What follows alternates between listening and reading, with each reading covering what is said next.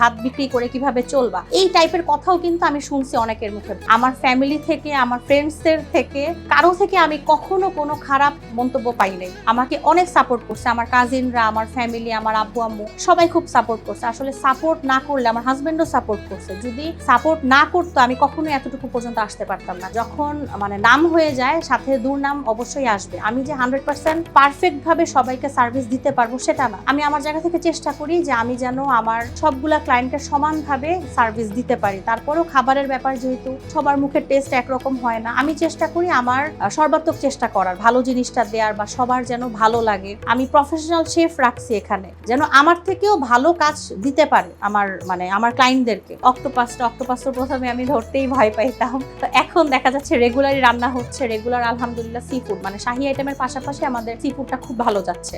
আর আমার এখানে 2 জন ম্যানেজার আছে আমার অফিসে, আর আমার শেফ হচ্ছে এখন 3 জন, 2 দিন পরে আরেকজন জয়েন করবে। শেফ 3 জন আছে, আর আমার পিক আপ ম্যান বা যারা ডিশ ওয়াশার ওনারা আছে, আর ডেলিভারি ম্যান আসলে ফিক্সড থাকে না, 15 জন, 20 জন, 22 জন এরকম হয়।